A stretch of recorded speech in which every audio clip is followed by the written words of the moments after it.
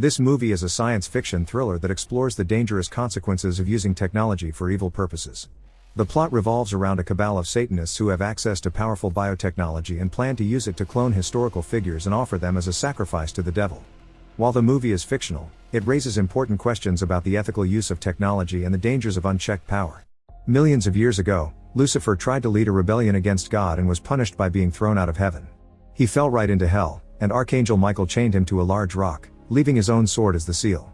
Before Michael leaves, Lucifer swears he'll come back someday as an equal to God.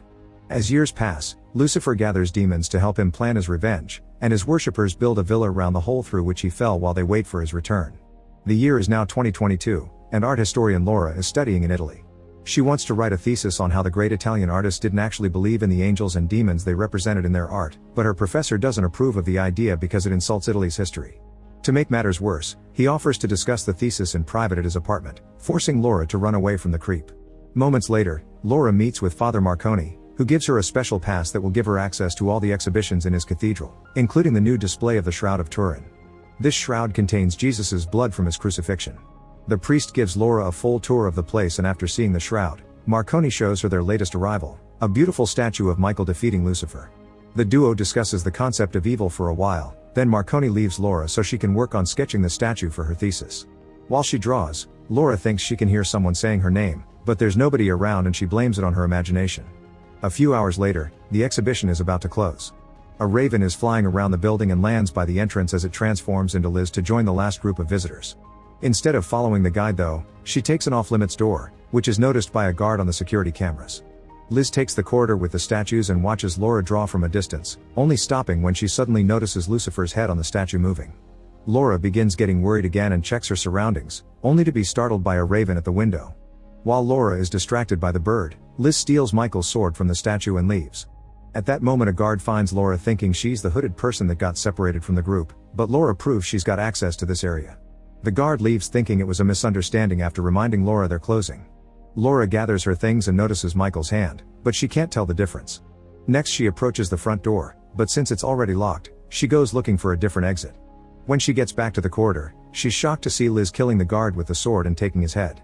Terrified, Laura runs away and hides in a confessional booth, which allows her to see Liz turning off the alarms with the guard's eyes and breaking the glass that protects the shroud with the sword to steal the relic.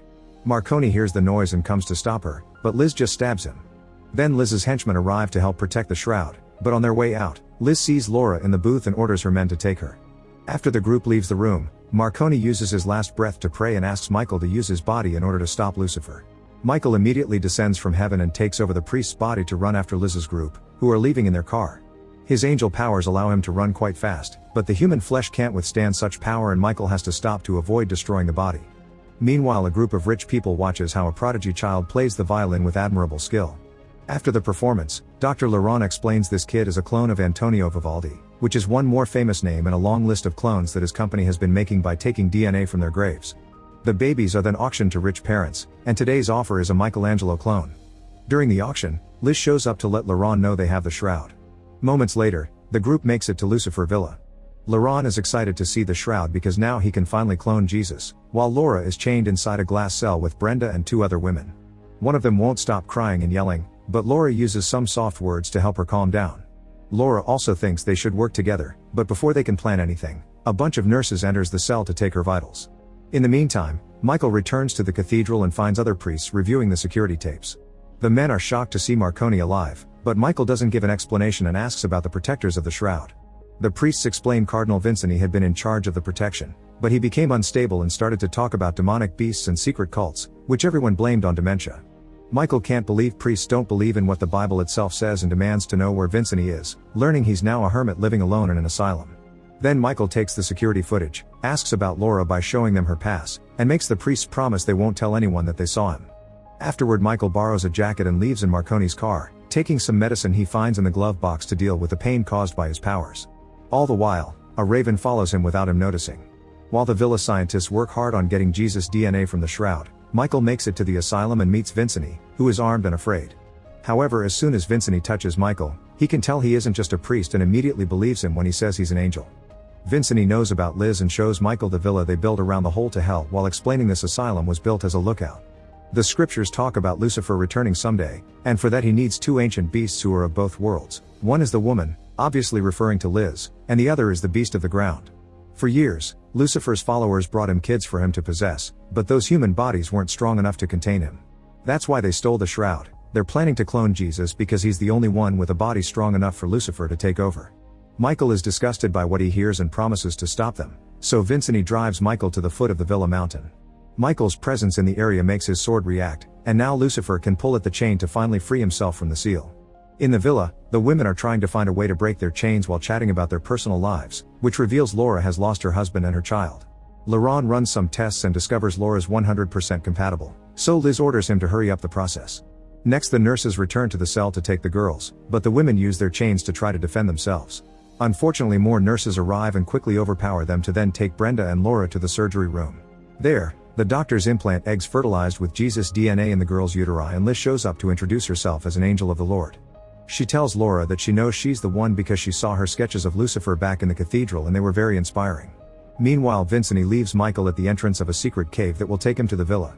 Before leaving, Vincent notices the raven that has been following them and shoots it before giving his weapon to Michael, who immediately begins making his way into the cave.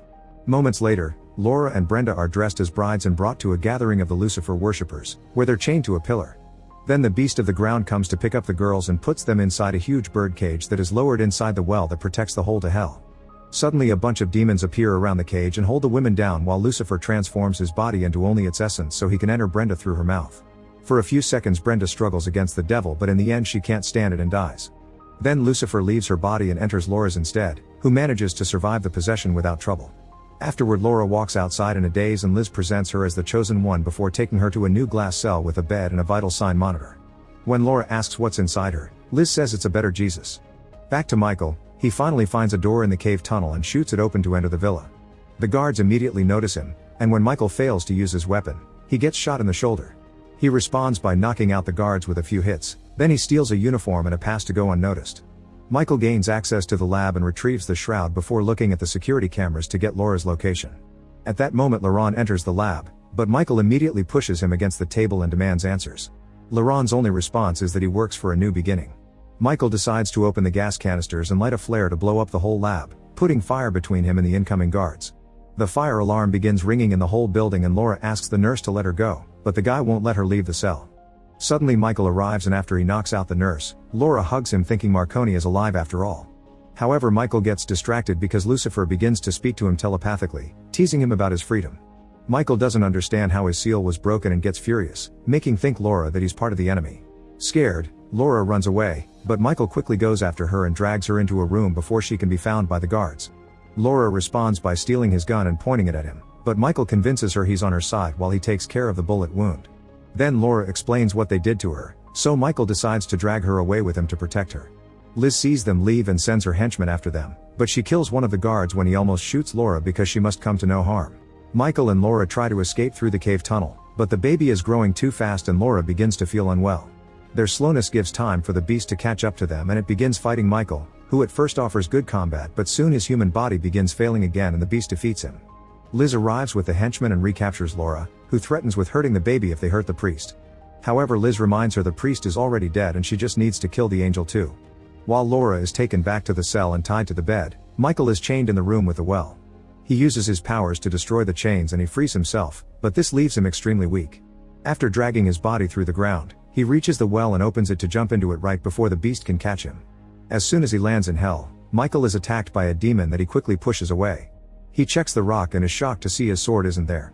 More demons arrive and use Lucifer's sword to imprison Michael the same way he had done to Lucifer years ago. Meanwhile, the baby continues to grow in Laura at a supernatural speed. Liz tells Laura that this baby will replace the one she lost, but she refuses to call them the same. During an ultrasound scan, Laura watches the baby on the screen and is shocked to suddenly see him crawl out to roar at her, but at that moment she wakes up and understands it was only a dream. She finds Liz sitting next to her, who wants to know if Lucifer talks to her. Since Laura doesn't answer, Liz begins telling the story of how Lucifer fought the tyrant they know as God, and when Laura says she doesn't care, Liz slaps her. Liz promises she'll free Laura after she gives birth, but for now, she demands respect. Moments later, a group of kids finds Michael on the rock. It turns out these are the failed sacrifices who have been working together to survive in hell.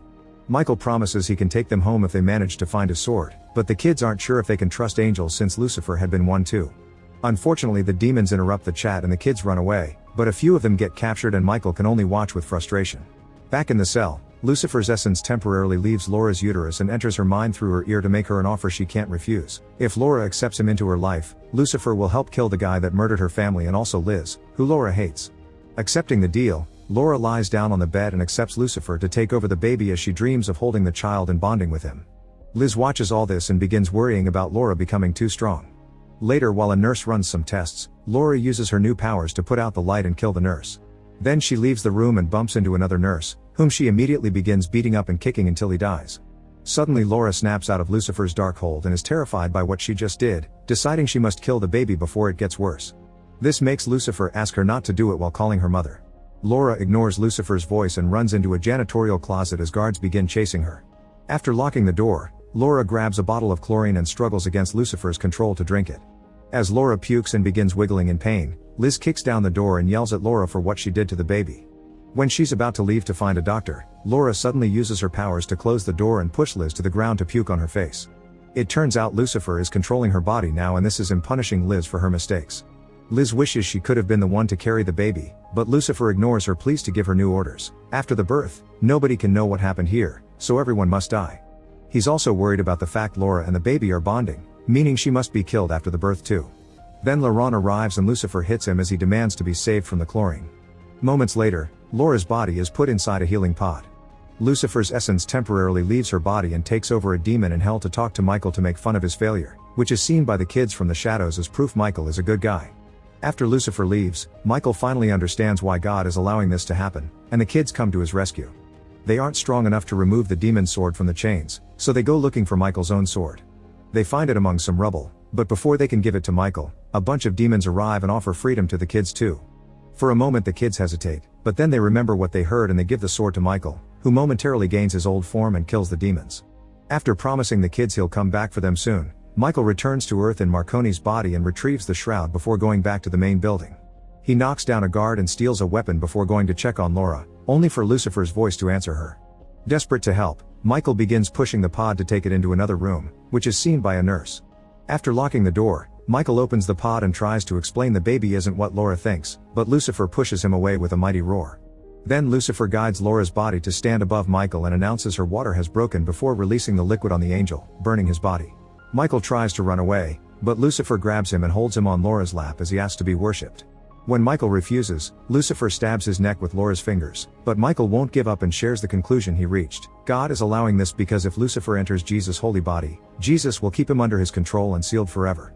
Lucifer is furious to hear this and begins throwing a tantrum, knocking out Michael in the process. When Liz comes with the guards, Lucifer asks her to kill the baby, but Liz assumes it's Laura talking again and makes the guards take her to the altar. On top of the well to hell, Laura gives birth to the baby and Liz immediately takes him away. Laura is left alone on the well and the beast opens the lid to make her fall before joining the others outside. Liz presents their new savior to Lucifer's followers and announces he'll be baptized with blood instead of water. Then the beast proceeds to kill every follower, doctor, and guard. Laurent is shocked but also glad to be spared. However, after he gets to kiss the baby's head, the beast kills him as well. Meanwhile, Michael wakes up and breaks the window with his weapon to escape the room.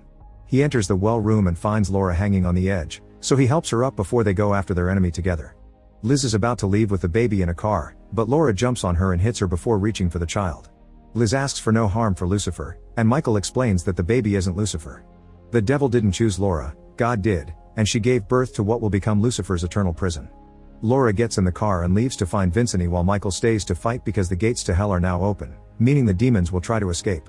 Michael rushes to the well and closes it, only to be found by the beast, who throws him away to start opening the well again. Before the beast can do so, Michael discovers the explosives Liz left to get rid of the evidence and activates them now, causing an explosion that destroys the facility and covers the hole under all the debris. Sometime later, Vincent takes Laura and the baby to the cathedral and they return the shroud while Michael returns to hell to free all the kids as promised.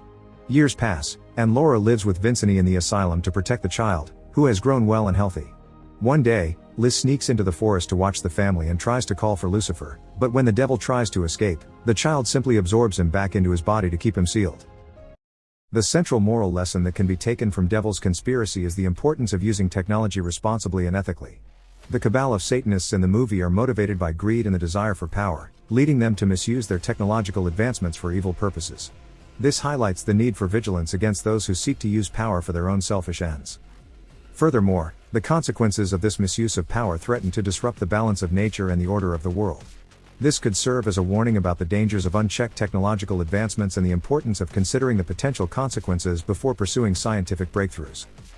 Finally, the movie also underscores the importance of standing up against injustice and evil, even in the face of overwhelming odds. Archangel Michael serves as a symbol of hope and a reminder that there is always a way to fight back against evil forces. Devil's Conspiracy offers a cautionary tale about the dangers of using technology for evil purposes. The cabal of Satanists in the movie misuse their biotechnological advancements, highlighting the importance of using technology responsibly and ethically. The movie also raises questions about the consequences of unchecked technological advancements and the importance of standing up against injustice and evil. In conclusion, the moral lessons of Devil's Conspiracy offer valuable insights into the responsible use of technology, the dangers of unchecked power, and the importance of standing up against injustice and evil. While the movie is fictional, it serves as a reminder of the potential consequences of technological advancements and the importance of considering the potential consequences before pursuing scientific breakthroughs.